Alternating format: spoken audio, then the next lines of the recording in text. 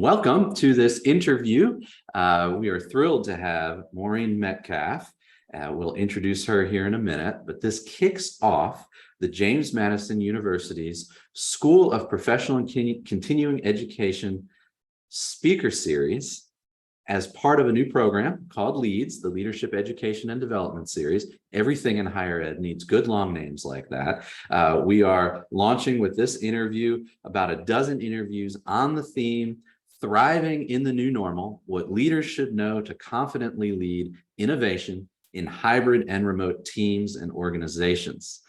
Obviously, this is in the context of certainly post the peak of COVID. I can't say necessarily that we're post-COVID. However, a lot of the disruption that happened is apparent. People have maybe figured out how to survive in these new distributed work environments, but maybe aren't thriving. Leaders in particular are struggling at all levels with what's best practices. Maybe there's some doubts about, is this the best way we should be doing this? Could I be doing this better? Does everything be on Zoom? What do we need to be in person for? So over the course of this series of speakers, we're going to dig into this topic in many, many different ways. And we do encourage that everybody that wants to attend join the Facebook group and register. So if you're watching this on YouTube or LinkedIn, there's going to be a link where you can go and register, and that will give you emails to the follow-up information, to the bonuses, to the full bios of our speakers, all of those sorts of things. So make sure you register, and then once you register, you get access to the Facebook group, which will be the private kind of discussion area for everybody else that's attending this. So if you're a JMU alum or in the business community, or you're connected to one of our guest networks, you can join the discussion around this theme in a Facebook group moving forward. So without further ado, welcome to Maureen Metcalf. Thanks so much for being part of this series. Thank you, Kai. It's a delight to be here, and even more exciting to help kick off the series with this exceptional group of speakers. Absolutely. And we will get into it, but people should know that we are launching a partnership with Maureen to offer a training program that we'll get into the more details about at the end of the interview. But first, let me introduce you to folks that don't know. You are the founder and CEO of the Innovative Leadership Institute, which is a highly sought after organization, and you're a highly sought after expert in anticipating and leveraging business trends. This is obviously a huge business trend, is moving to hybrid and remote working environments. You help leaders elevate their leadership quality and transform their organizations to create sustainable impact and results. As a preeminent change agent, you have set the strategic direction and then transformed client organizations to deliver significant business results, such as increased profitability, cycle time reduction, so making things take not as long, improved quality, and increased employee effectiveness, things we all want. You have 30 years of experience and success in an award-winning series of books used by public, private, and academic organizations to align company-wide strategy, systems, and culture with innovative leadership techniques. And you're a fellow in the International Leadership Association that has their annual conference coming up this month. I am happy to be a new member of that ILA, and will hopefully be there in DC. And will you be there?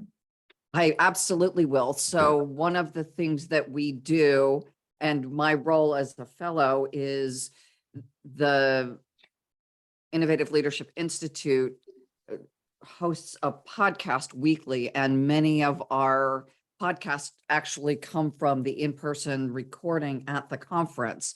So we'll see a range of, typically our guests range from top academics to, we typically get a couple of prime minister interviews or senior diplomat type interviews. And then we also get to talk to executives. So for people who are interested in learning about the theory of leadership through podcast and also the practice of leadership. So one of the things ILA does is bring together theory and practice. So Kai, I'm delighted that you will be joining, and hopefully in person. I will be there in person.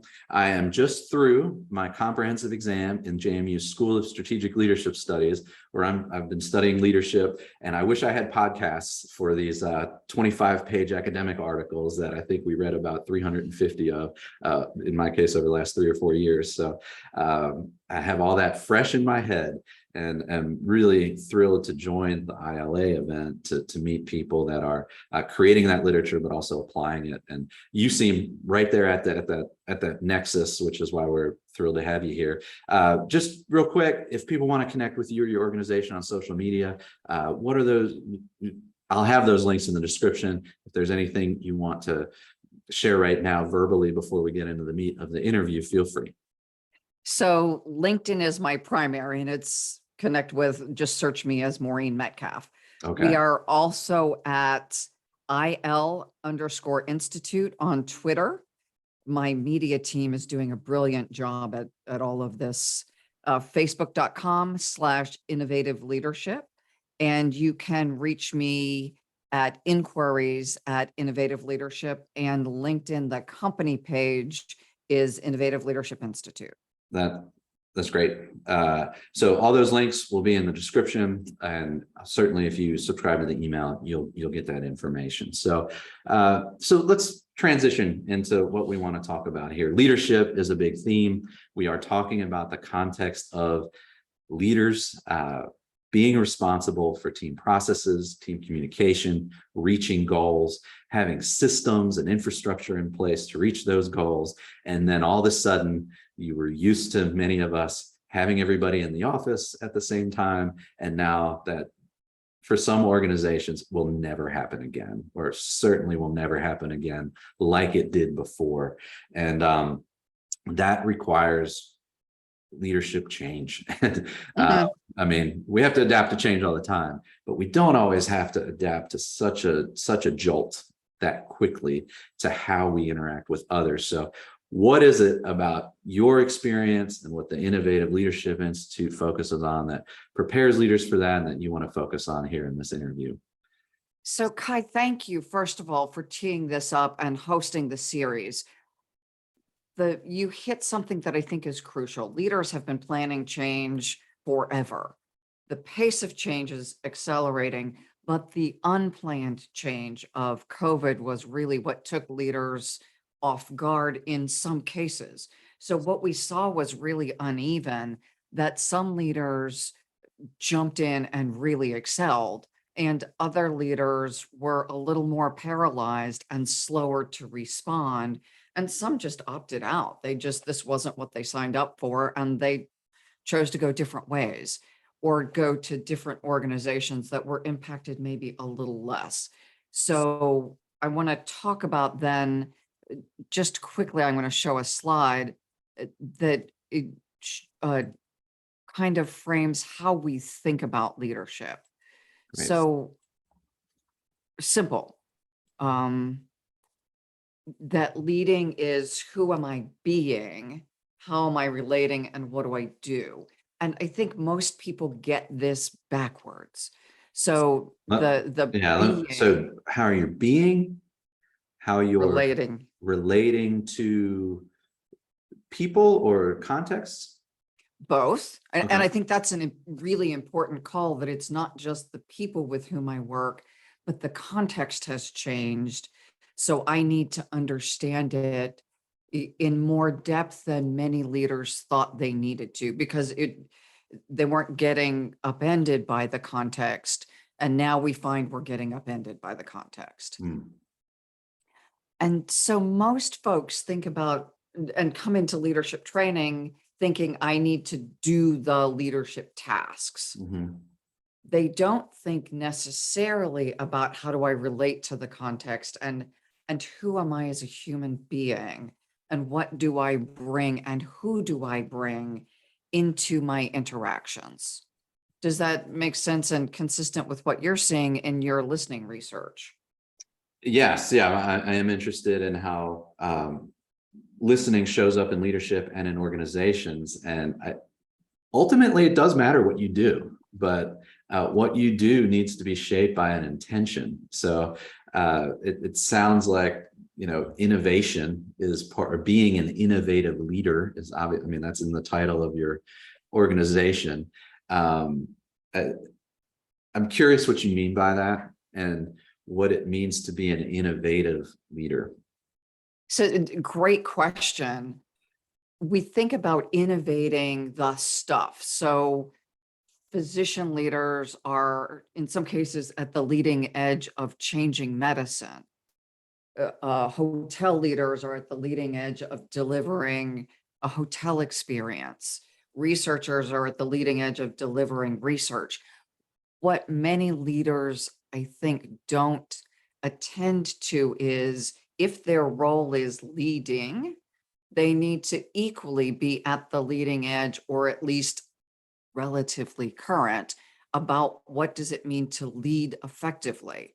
And as you walked into this, as the context changes, who I am as I show up doing leadership tasks changed for most of us, right? We're on Zoom, we're seeing the inside of people's houses now, we see their kids,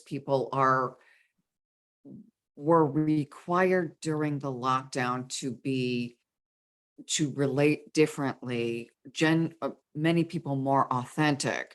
So we as leaders needed to innovate or update how we think about how we lead, not just what we lead. And I think that's a really important distinction. I watch leaders get hired because they're seen as excellent. And then, through the life cycle that's getting shorter and shorter, they're exited because they spend so much time working on the job of the organization. They fail to also, using the old Covey's terms, sharpen the saw. Yeah. And the saw isn't necessarily reading the latest journal article. It's also attending to who I am as a human being, staying true to my values, demonstrating character. It's easy to follow a leader who does, manages conflict well and those things, who is a person of high character. Mm-hmm.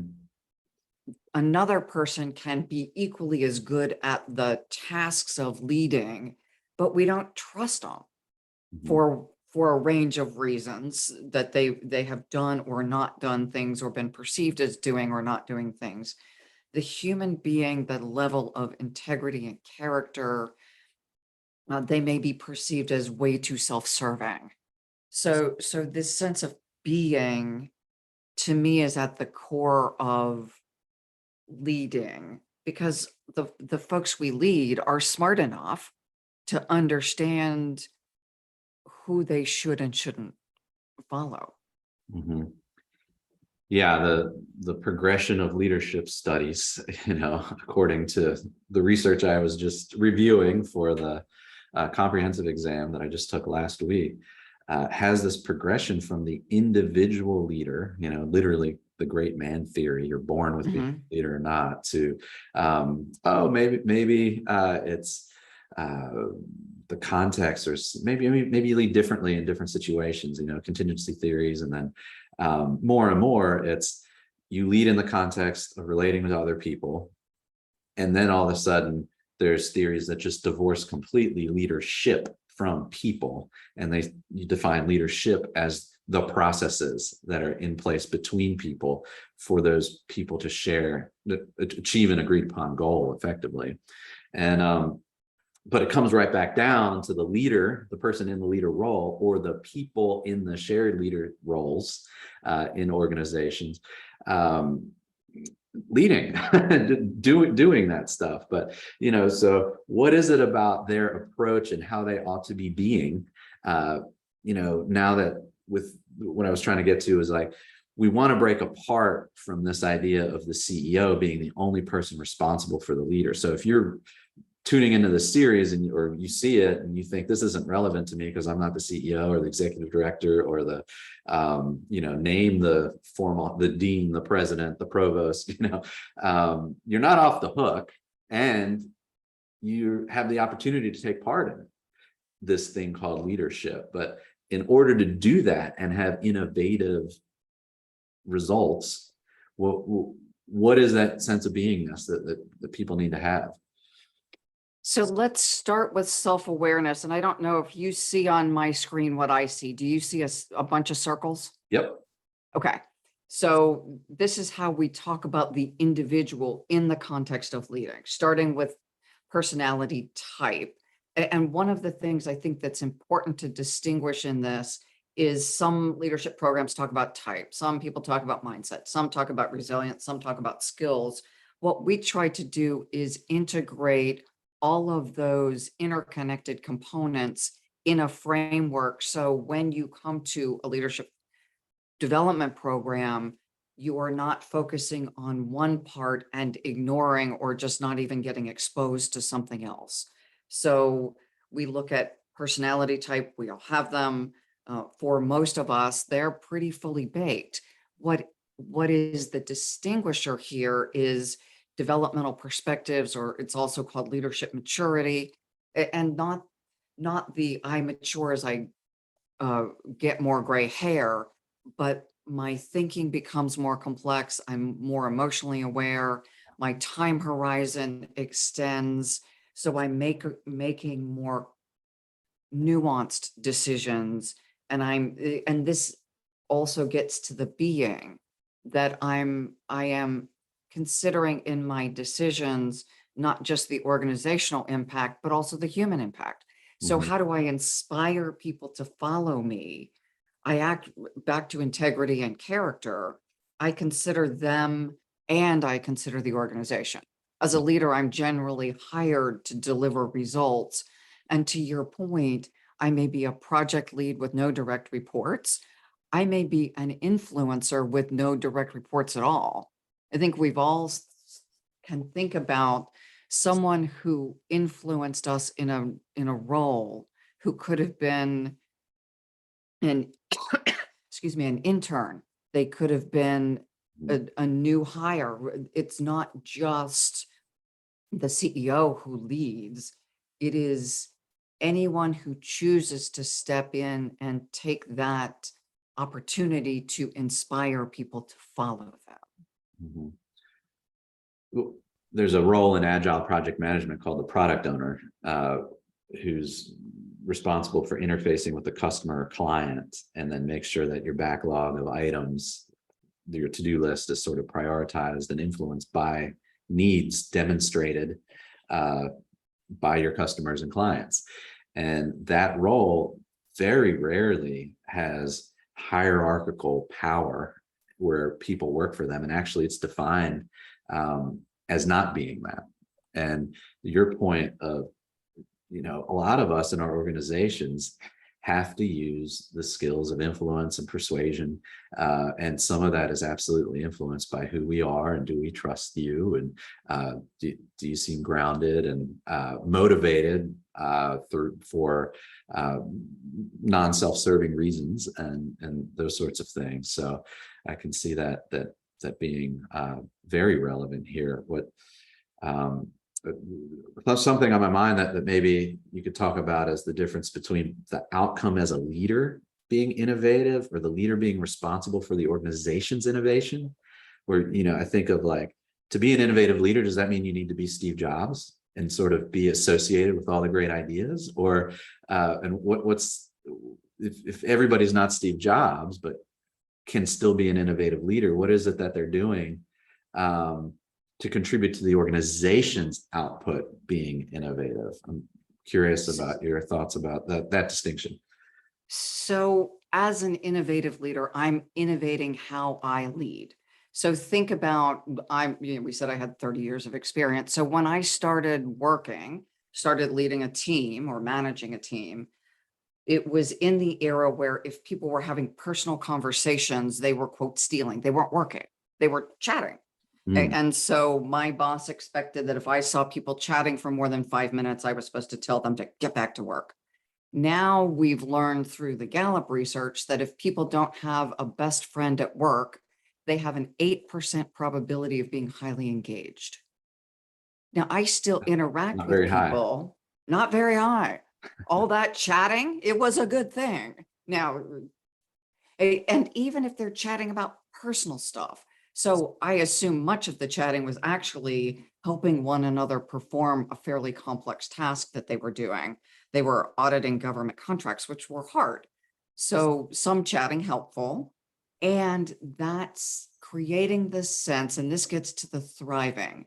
People thrive when they are in an environment where they are encouraged to develop, they are able to aspire to make a contribution and and be their best selves. It sounds a little cliche, but if we think about the framework of Jim Ritchie Dunham and his organizational vibrancy work, he has 3 levels. So the first level is kind of deliver the mail. You're hired to do a job, you do the job, you do it well, right? You deliver operational excellence.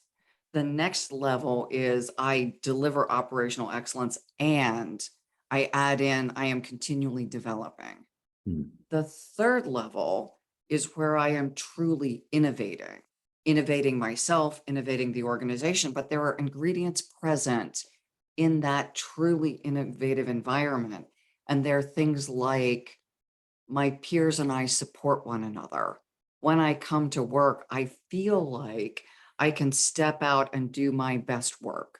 So if I'm in an environment that says, sit down, shut up, and get it done, versus I'm in an environment that's where my boss asks me, what's the biggest contribution I think I can make to the organization?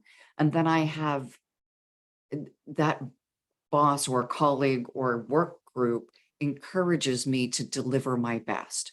So new ideas come from everyone. And not that every idea is implemented, because not every idea is ready for prime time, but we learn and grow through that.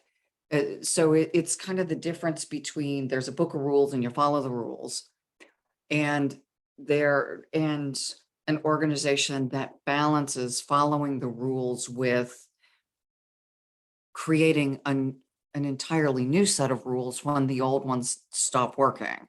So as you think about COVID, the old rules in some cases didn't work anymore. And yet there are still some that do. I still have to follow good organizational hygiene. I still have to track expenses. I still have to treat people with dignity and respect. So there's some stuff that doesn't go away. And yet how I show dignity and respect when I'm in someone's living room, in essence, on their Zoom, and their child comes in crying is different than a year ago where, you'd expect somebody to not have their kids at work. So that idea of innovating has to be applied to how I lead, not just the Steve Jobs, I'm changing the technology. Yeah, that's very helpful. So when you're talking about an innovative leader being committed to their own growth as an individual, their own skill sets, sort of with a humble approach in a way, not assuming they know how to deal with this new environment and that being okay. It sounds like almost vulnerability is part and parcel to that, of just not thinking that the exact way to handle this. And that's consistent. I keep looking over here at my bookshelf and I see Day and some others have a book called An Integrative Approach to Leader Development, and I have some articles with that title, and they frame it as over the lifespan, as you mature physically and mentally and morally and ethically and all these other things, they frame it as you get a more expert conceptualization of leadership and your own leading. So and there's 2 things. So in that way, it seems very consistent with what you're saying, and that a commitment to be in leader roles paired with a commitment to continually engage in leadership development would be a consistent approach with what you're saying. Absolutely. I think the research bears it out, and yet organizational structures don't. So we put someone in a senior, especially senior executives, but even mid-level executives. I just finished working with a group of VP level folks at a mid-sized company, and we did a 8-month leadership development program, which was fabulous for them. What over the history, their organization had not typically invested like this in their leaders. So Mm. this was transformational, and I completely applaud the new executive who brought this in. What was unfortunate is here are a group of leaders who are in some cases a decade or more into their career, and they haven't gotten the training and development, not just training, but Right. We want to make full-scale that development. distinction. Yeah, it's useful to make that distinction when we think professional development, which my job title has been Director of Professional Development here within the School of Professional Continuing Education. You kind of get training and development mixed up sometimes, where training is sort of skills with the idea that you're going to apply that in short time after you're finished learning it. It's kind of that's what training, it's helpful to make that distinction, where development is some of these more personal qualities and awareness and self-regulation mechanisms and those sorts of things that may not have an immediate tactical, visible outcome on a task the next day, but can influence this sense of being that could inform choices, priorities, those sorts of things. But it sounds powerful when, in your case, you did that across an organization. So it's a shared language and shared awareness, and in that way, almost an accountability when you do it together that way. It is, and it is beautiful to see how the leaders at different points in time across the organization start to see what this will mean for their organization. They change how they interact together. They start to really, at the beginning of the class, it's about the material. By the end of the class, it's really about how they do business. And it's been fascinating to watch whole organizations change because leaders think about this is what we were taught by, our former whatever person that this is the priority. And 20 years ago, that was how we did business. But if they're still doing the same thing because they haven't had a leader who helps them reevaluate, then, none of us, at least I hope none of us, have a 20-year-old mobile phone, because I don't even think we had mobile phones back then. And if we did, they were in bags. They weren't really mobile in the same way, right? We all update our technology. What if we think about the technology in my head, my operating system as a leader? I don't use Yeah. outdated technology. How can I be leading with outdated thinking? Mhm. I really believe in this fractal nature of everything, where you started off talking about, if you don't show up authentically as a leader, that's going to limit your impact and people's trust in you and everything that goes along with that. And it sounds like if you invest in leadership development across an organization, the outcome of what you're talking about could be that the entire organization shows up that way to the public and the customers and clients and stakeholders that you rely on for your success and profitability and staying in existence. And I can see that beingness adopted at the leadership level and then also translated down the line changes the copy on your website and in your email follow-ups, and with the market adapting to be way more savvy and not just being easily sold on things, that little nuance of how we want to show up to each other as leaders, as team members, has to show up out there in the real world as well and create a competitive advantage if you're competing with folks not doing that. So I have a podcast, if you want to put this in the resources, with Sure. the president of Red Roof, George Limbert, talking about exactly that. And he's not Okay. talking theoretically. he's talking about the work I did with their organization, and you're going to interview their head of learning and development Yes, as look for part of the this interview with series. Steve Woodward in this series, Mhm. who's with Red Roof Inn, so perfect.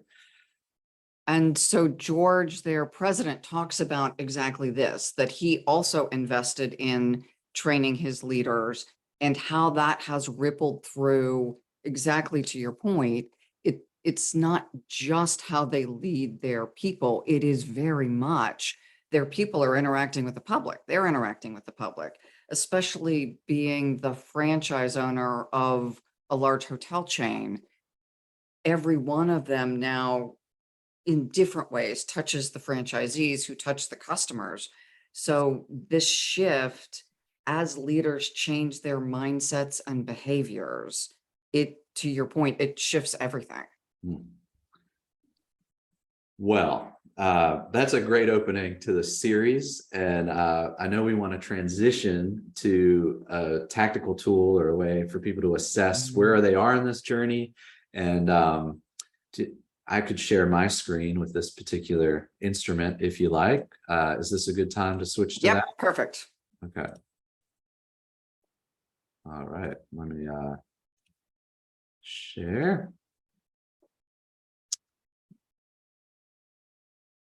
So we're asking all the guests to provide something tactical that people can take away. This has been great from the standpoint of setting some broad themes about what the whole series is about. But you have an assessment that people can take for free. Is that right? I do. And I notice as you put this up, it says 7 leadership skills. I would call it 7 leadership mindsets Okay. as well as skills. And why that's important is we're talking about how am I being? And we look at things like professional humility. Mm.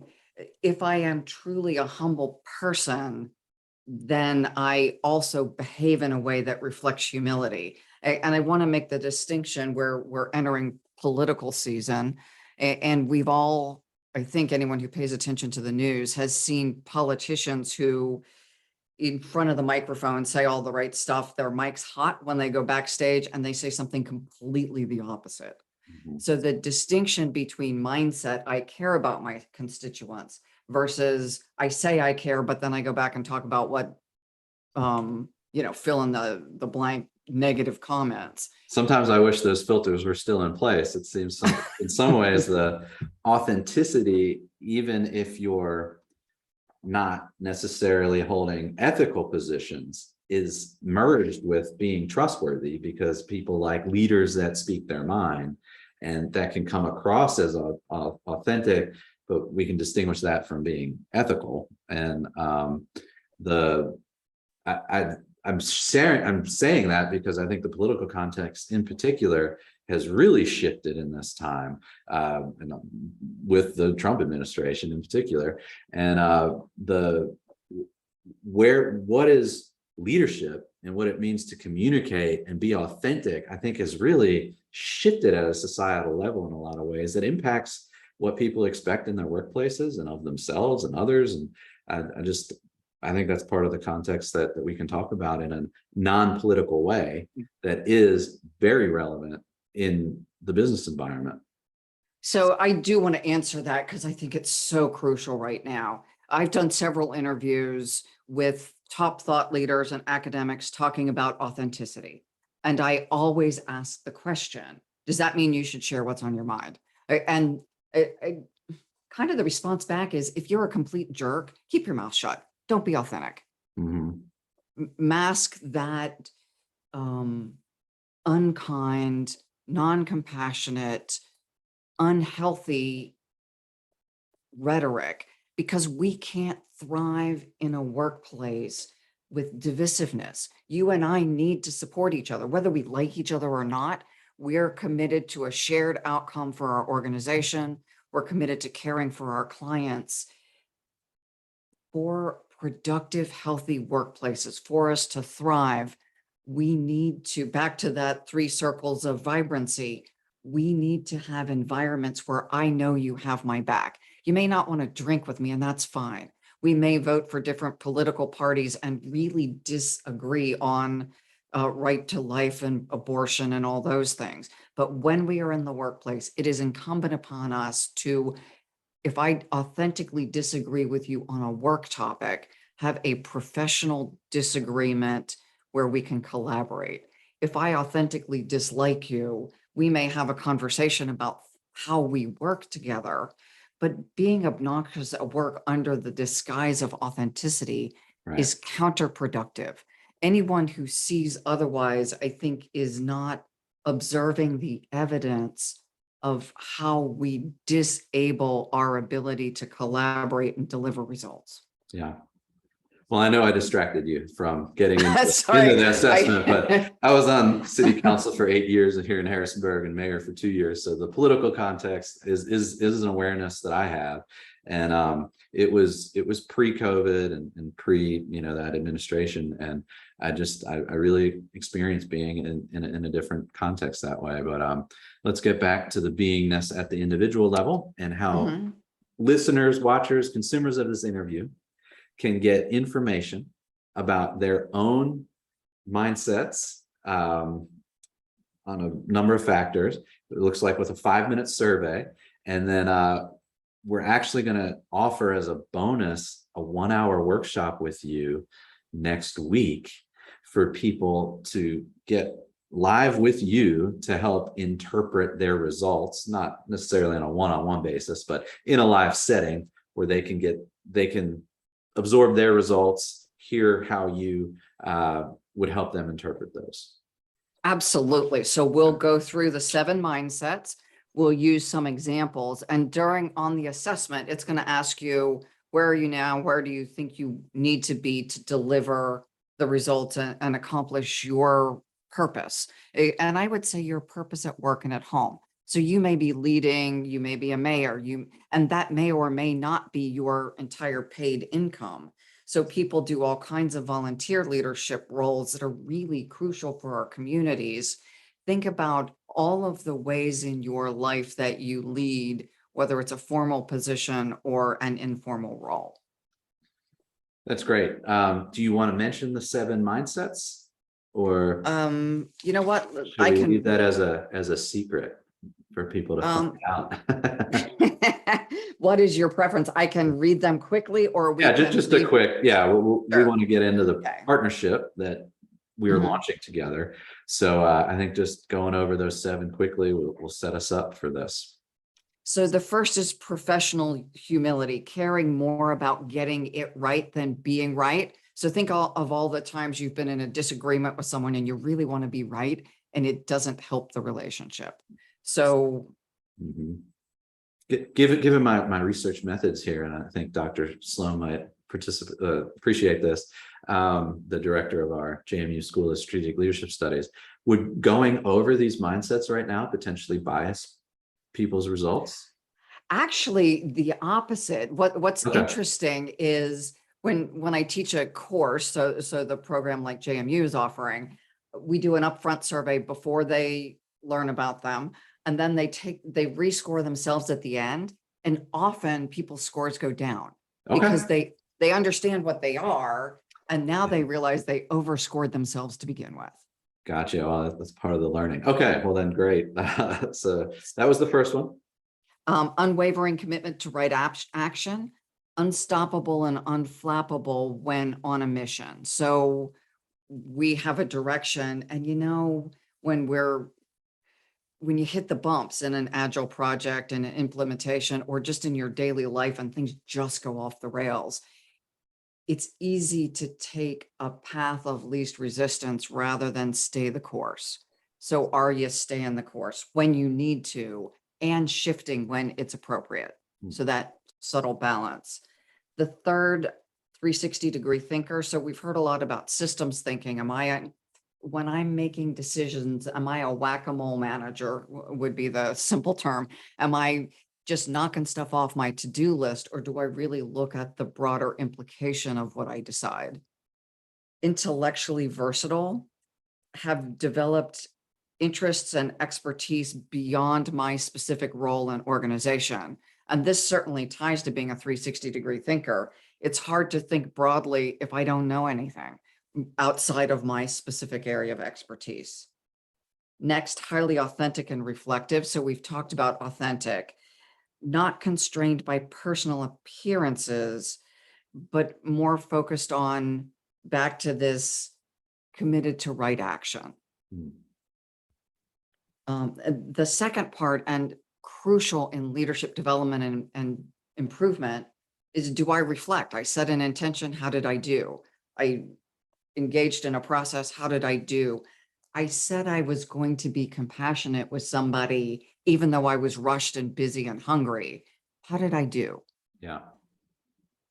Next is able to inspire followership, which is the whole thing of leading, but back to, it's not just what I do, it's who I am. So has the ability to connect with people at all levels of the organization, create a shared vision, and carry that vision through to reality. And then the last is innately collaborative. And Kai, you talked about this in concept that people have to innovate. They have to step into places where they don't have the answers Mm. and engage with people who see the world differently and create or co-create solutions to things they didn't previously see. And every time I talk to people who have a different point of view, I have to really kind of hold lightly my own perspective. I'm not giving it away and just acting mindless and just saying whatever you think, fine. But being malleable to new ideas. Mhm. And this is really an art, not only being malleable myself, but also ensuring that people who are sharing their preciously held ideas are feeling respected for what they share, even if what they share doesn't get fully implemented as they envision it. Yeah. There's a article that I'll need to look up and then I'll cite in the description about we need to be very mindful of things while we're creating the routines in order that once they are routinized and once we know what we're doing, we can apply our thinking to the next thing that needs that mindfulness. And in order to be mindful about item B, we need to allow item A to have become mindless so that we can be mindless about these things because we've already done the mindfulness. And I think this COVID disruption and moving to hybrid has made all of these systems and things that we routinized or thought we knew how to do require all of this extra attention again and in a new way and in a new context that wasn't there before when we were being mindful previously. And it's just an exhausting, potential charge. And it's okay to not know everything and not expect yourself to know everything or the people around you or your bosses to have dealt with this before. And I can see where talking about these different 7 mindsets together as an organization, but also as an individual can be really, really beneficial. And it's great that we have a partnership coming for people to do this. And can we talk about that now, or is there anything else or what would you like to say to transition into talking about the program that we're launching together? So I want to say one comment about what you just said, and it's leading into your next podcast on VUCA. They talk about above the line and below the line, that 95% of what we do is unconscious, 5% is conscious.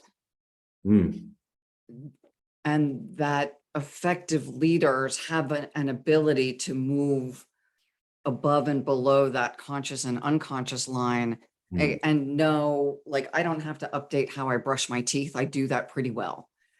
There Right. are other things I need to be mindful of, and being able to slot things is really important. So just the plug for that next interview. Yeah, that's going to be with Chris Nolan on VUCA. Look for that. And as part of this speaker series, and you can register on the website. If you're just watching this one, there's a link, register on the website. You'll get the 10 or 12 that are part of this series, including some bonus ones perhaps. So I'll have to make sure to make a note to ask him about that above and below the line.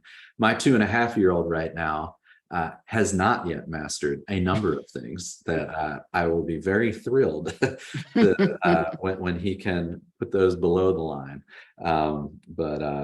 Yeah. So let's talk about our program. That's right. Do you want to kick it off?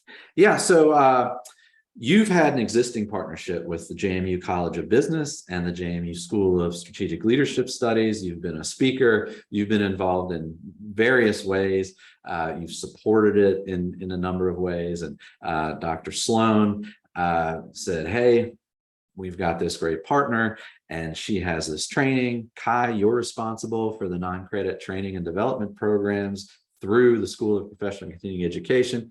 Can't we figure something out? And we have, and it launches this fall, and it builds on your curriculum and your existing relationships and the good work that you do. And we are basically partnering through our school to offer the program you've been talking about here and alluding to, and the program that Steve Woodward and Red Roof Inn have participated in, which will be featured later in the interview. And is featured in the podcast that you talked about with the CEO, which we'll put in as well. So we have a program that's going to actually kick off November 1st.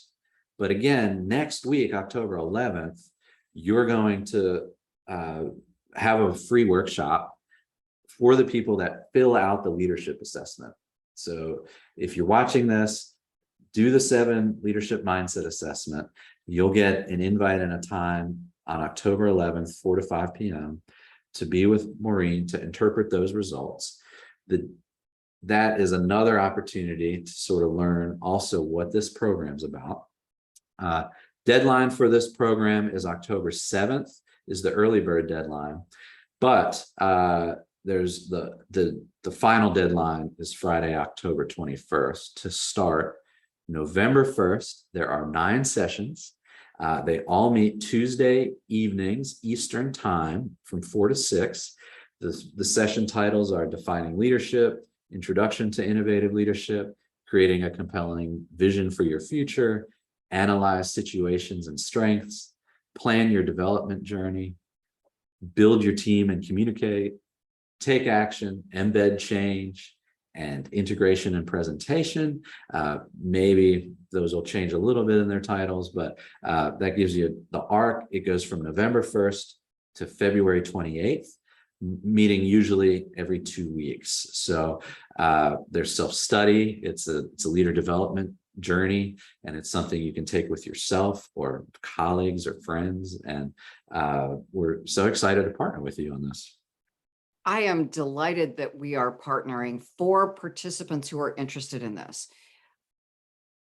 We've done this program now for hundreds of people, not with JMU. We're really excited to partner with JMU going forward.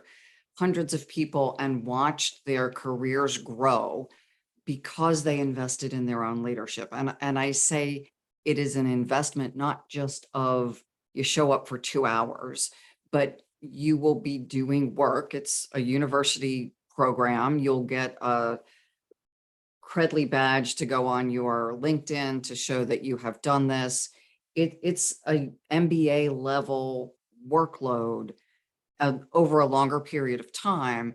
And you will walk out not just being able to talk about leadership, because a whole bunch of people, can cite what Steve Jobs did or what Nelson Mandela did.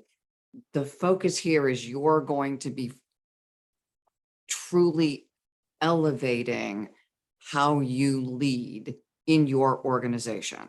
So you will walk away being a better leader. You can also talk about leadership, but more importantly, you will be more effective at the job of being a leader.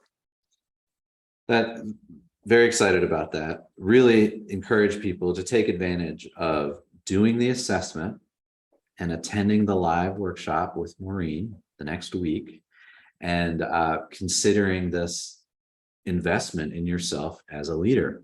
And with that, I'd like to transition to our shameless plugs. I want to give you a chance to give your shameless plug. I'll give you an example where I will plug our project management courses. I think project management skills and knowledge is very applicable. We have both the certification program for taking the Project Management Institutes, CAPM and PMP. Also really relevant here is our Lean Six Sigma Greenbelt program.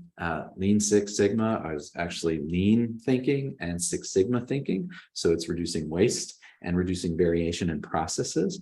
And it's all about continuous improvement. And I think that's a real theme that is part of this conversation and is really relevant. While it comes out of the manufacturing industry, the concepts I just feel like are really applicable to what we're talking about here in general, in terms of leaders being responsible for their own continuous improvement, but also their teams and organization. And then the final plug I'll make is that we have a new course in Foundations of Project Management and Team Communication, which takes bits of project management, bits of continuous improvement in Greenbelt, and adds some communication aspects to it. And it's a shorter program, it's lower price, and we just feel like it's a great starter and refresher for a lot of people that are in these roles. It's online, and we should say that your program is also online, in case people were wondering about that. So, we will do a listener thank you gift in a moment, or I'll share a code. But first, let's give you a chance to shamelessly plug your own organization and services. Well, one thing I'll say is this course that we're offering with JMU should give continuing professional education credits for people who already have their PMI certification. Great. So for PMPs, they That's need true. ongoing certification. Leadership is one of the 3 legs. So this should be able to get you, I don't remember the number of hours, but it's like 40 hours. So it should be, I think, 2 years of credit. Innovative Leadership Institute, what I would suggest is go to LinkedIn and sign up for a newsletter. I mentioned the podcasts. We have a weekly newsletter that includes a podcast and an article, generally from the person who's doing the podcasting. Several of the guests in your leadership series also have a podcast. This week happens to be Christopher Nolan talking about his VUCA video. Oh, So if you are interested in elevating how you lead, we offer a lot of things for free. Go to the website, Innovative Leadership Institute. And if you like what you see, sign up for the course. We also offer individual coaching. We offer corporate programs. All of that should be listed on the website, or reach out to me separately, and I'm happy to discuss your needs. But first and foremost, really consider taking the assessment, attending the program on October 11th, and learning more about how you lead, and sign up for the JMU program. That's great. And really hope people take advantage of that. We do want to thank the listeners with a monetary gift here. And that is, if you sign up for the Innovative Leadership Program by October 7th, everybody's going to get a 20% discount, which is worth over $500. However, there's a window between October 7th and October 21st where that discount for everybody goes away, but remains for the people who watch this interview. So it can save you over $500 to sign up with the code LEADS ILP, L-E-A-D-S ILP, LEADS ILP. If you use that at checkout between October 8th and the 21st, you'll save over $500 on the cost. So that's to thank folks for tuning in. I hope that if people found this valuable, they share the page on YouTube, share the video on your own Facebook. Of course, if you have input and want to share your own reactions in the Facebook group for this speaker series, make sure that if you're not in it, you join. The way to join is register via email at the link in the description to register for the Fall 2022 speaker series. And the next thing that you'll get is where to click to request entrance to the Facebook group. That's a spot where attendees will be in there. My colleagues will be in there. Maureen, I don't know if you do Facebook, but you'll be invited. It's no promises that all our guests will be in there, but it will be a rich conversation. Also in that Facebook group, we'll share other workshops for some of our other programs, including hopefully upcoming for the School of Strategic Leadership. If you're interested in that PhD, any of these programs that I mentioned. So there's also going to be more freebies and thank you gifts from all our other speakers. Discounts to hotels, for example, are coming. And just really appreciate this conversation and the kickoff. And what else would you say in closing for the people that are watching? For people who are leading formally and informally, we're at such a time of a tipping point or a time of change globally. What you do matters, how you lead matters. Whether you take my program or do something else, please continually pay attention to your leadership and elevate your skills, because the people who follow you deserve the best you they can get. Well, thank you. And thank you for listening. Be sure to tune in to the rest of the series.